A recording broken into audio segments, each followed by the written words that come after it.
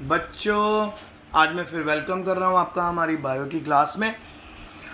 बेटा, आज मेरे पास 5 मार्क्स वाले क्वेश्चन हैं एप्लीकेशन ऑफ बायोटेक्नोलॉजी में से। और आप बच्चे जानते ही हो कि हम लोगों ने वेरी शॉर्ट भी कर लिए, शॉर्ट आंसर भी कर लिए, 2 to 3 मार्क्स वाले।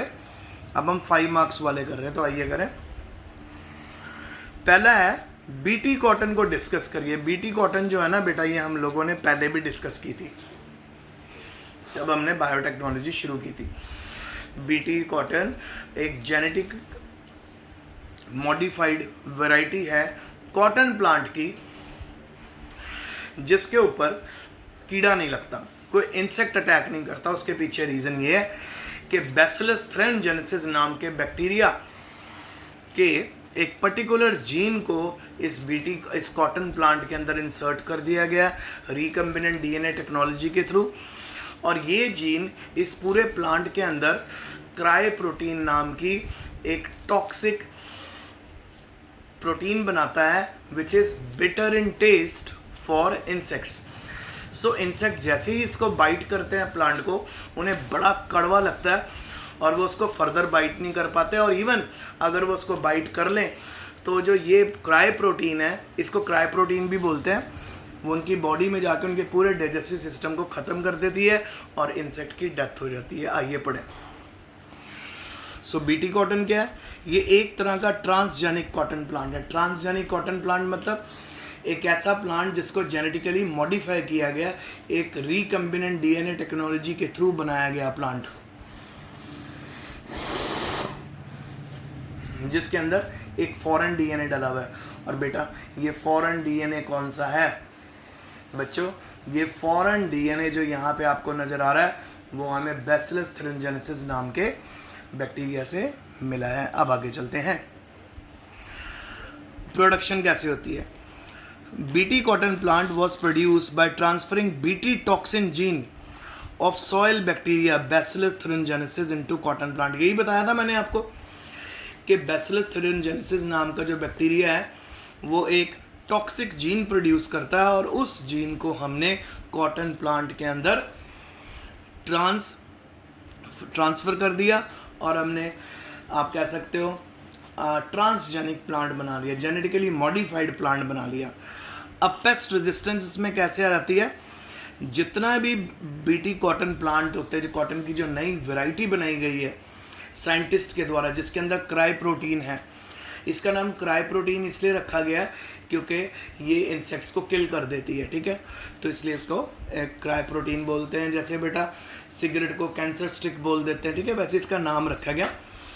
बीटी कॉटन प्लांट जो है वो नंबर ऑफ पेस्ट से रेजिस्टेंट होता है। कितने कीड़े मकोड़े होते हैं, कितने इंसेक्ट होते हैं जो कॉटन प्लांट को बहुत बुरा नुकसान पहुंचाते हैं, पर बीटी कॉटन प्लांट में ऐसा बिल्कुल नहीं होता, किसी भी तरह का नुकसान प्लांट को नहीं पहुंचता। अब होता क्या है, इसमें जो बैसिलस थ्रेनजेनेसिस का हमने जो जीन डाला है वो प्रोड्यूस करता है, क्रिस्टल्स प्रोड्यूस करता है प्रोटीन के, जिनके पास इंसेक्टिसाइडल प्रॉपर्टीज़ हैं, जिनके पास इंसेक्ट को किल करने की प्रॉपर्टीज़ हैं। हाउएवर इस जो क्रिस्टल होते हैं प्रोटीन के, इनका कोई टॉक्सिक इफेक्ट नहीं होता फिश और मैमल्स के ऊपर। तो इस तरह का जो मॉडिफाइड हमारे पास कॉटन प्लांट है वो टॉक्सिक होगा इंसेक्ट्स के लिए। क्यों टॉक्सिक होगा? क्योंकि ये एक पर्टिकुलर क्रिस्टल प्रोड्यूस करता है प्रोटीन के। और बेटा, ये जो प्रोटीन के क्रिस्टल्स होते हैं ना, ये प्रोटीन के क्रिस्टल्स होते हैं जिनके पास इंसेक्टिसाइडल प्रॉपर्टी होती है। और इन्हीं प्रोटीन के क्रिस्टल्स को हम क्या बोलते हैं? क्या बोलते हैं इन्हीं क्रिस्टल को? प्रोटीन के क्रिस्टल को हम बोलते हैं क्राई प्रोटीन, ठीक है। अच्छा, और इनका कोई भी टॉक्सिक इफेक्ट फिश और मैमल्स पे नहीं होता। अब होता क्या है, बीटी टॉक्सिन एक तरह से प्रोटॉक्सिन है, इनएक्टिव फॉर्म में रहती है, पर जब ये एलिमेंट्री कैनाल में पहुंच जाती है इंसेक्ट की तो ये एक्टिव हो जाती है, और एक्टिव होते ही ये टॉक्सिक हो जाती है। और फिर क्या होता है, with alkaline pH value and crystals are dissolve, और फाइनली ये सारे क्रिस्टल डिजॉल्व हो जाते हैं। फिर टॉक्सिक बाइंड कर जाती है सारे के सारे एपिथेलियल सेल से मिडगट ऑफ इंसेक्ट, और सारे के सारे मिडगट को ब्रेक करना शुरू कर देती है, उसके सेल्स को तोड़ना शुरू कर देती है, और फाइनली इंसेक्ट की डेथ कॉज कर देती है। अब आगे, Cry1 AC, Cry2 AB protect cotton balls from insect pest. तो ये दो तरह के जीन हैं जो कॉटन बॉल्स को प्रोटेक्ट करते हैं इंसेक्ट से, उनका अटैक नहीं होने देते। अब सिग्निफिकेंस क्या है जी बीटी कॉटन को यूज़ करने का, significance of using BT cotton crop. तो सबसे पहला जो सिग्निफिकेंस है वो बेटा इकोनॉमिकल। जो ऑर्डिनरी कॉटन प्लांट हैं उन्हें बहुत सारे केमिकल पेस्टिसाइड्स की नीड है। अगर आप केमिकल पेस्टिसाइड्स नहीं प्रोवाइड करोगे तो क्या होगा कॉटन प्लांट का, वो सारे के सारे कॉटन प्लांट की डेथ हो जाएगी, और फाइनली हमारी जो प्रोडक्शन है वो 40 to 50 टाइम गिर जाएगी। ठीक है, तो पर अगर हम बीटी कॉटन को यूज़ करते हैं तो आपको किसी भी तरह के पेस्टिसाइड को इस्तेमाल करने की ज़रूरत ही नहीं है बेटा, क्योंकि आप किसी भी तरह का पेस्टिसाइड इस्तेमाल नहीं करोगे तो फाइनली क्या होगा, आपको जो प्रोडक्टिविटी है वो बहुत ज़्यादा रहेगी, 90% रहेगी, 100% रहेगी। तो फार्मर्स के लिए ना बेटा हैं, जितने भी फार्मर्स हैं उनके लिए बहुत ज़्यादा इकोनॉमिकल होती है, it's very good for them. तो ये पैसा भी बहुत बचाती है, और जो प्रोडक्ट की जो कॉस्ट है, क्रॉप की जो कॉस्ट है वो मिनिमाइज हो जाती है, बिल्कुल कम हो जाती है। Number 2, degradation of environment. अगर हम ढेर सारे केमिकल बार बार फील्ड में यूज़ करेंगे तो वो केमिकल सॉइल में भी जाएंगे, और जब वो केमिकल सॉइल के अंदर जाएंगे तो बेटा सॉइल को ख़राब करेंगे और डिग्रेड करेंगे सॉइल को, और सॉइल के अंदर केमिकल चलेंगे फर्टिलाइज़र, और अगर से वो पानी में चलेंगे बेटा, अंडरग्राउंड वाटर में चलेंगे, तो लोगों को कितनी बड़ी बड़ी कैंसर की बीमारियां हो जाएंगी।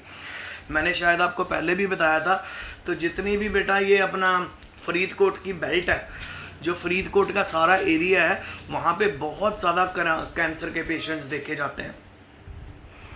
वहाँ पे लोगों में कैंसर बहुत डिटेक्ट होता है। सो लोगों में कैंसर डिटेक्ट होने का रीज़न क्या है, वो रीज़न ये है क्योंकि बेटा वहाँ पे ना बहुत ज़्यादा खेती होती है, क्योंकि बेटा वहाँ पे खेती ज़्यादा होती है।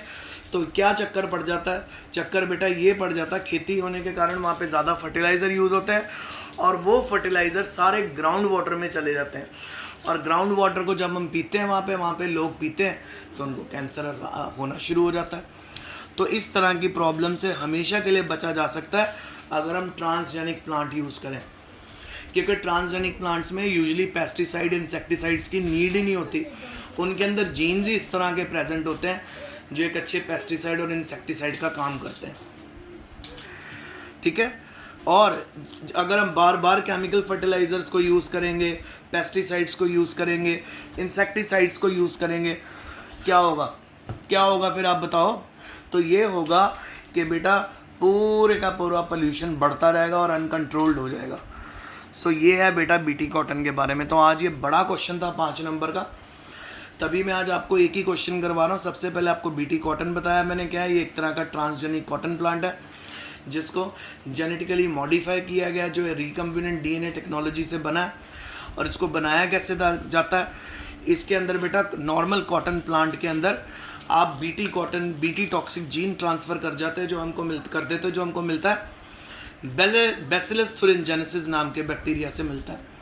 अच्छा, और फिर ये बीटी कॉटन प्लांट जो होता है ये इंसेक्ट रेजिस्टेंट हो जाता है, पेस्ट रेजिस्टेंट हो जाता है।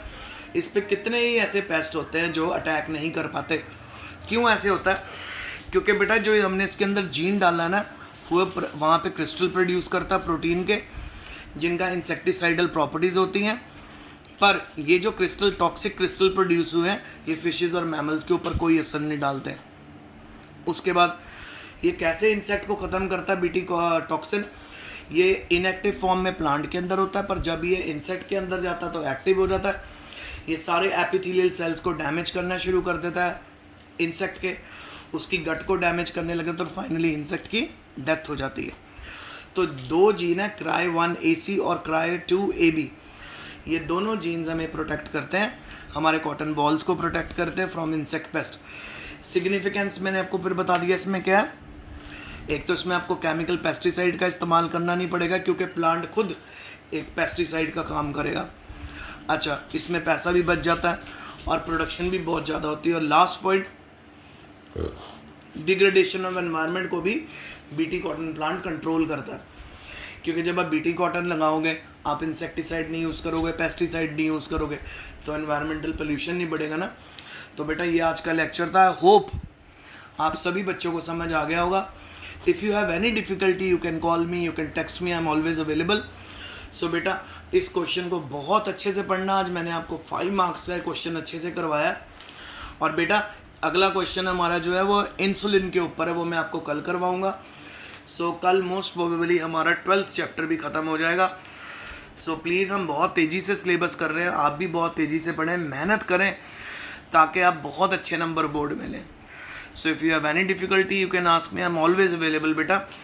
और पढ़ो, बहुत मेहनत से पढ़ो। अभी इतना ही। Stay home, stay safe, best of luck and study hard.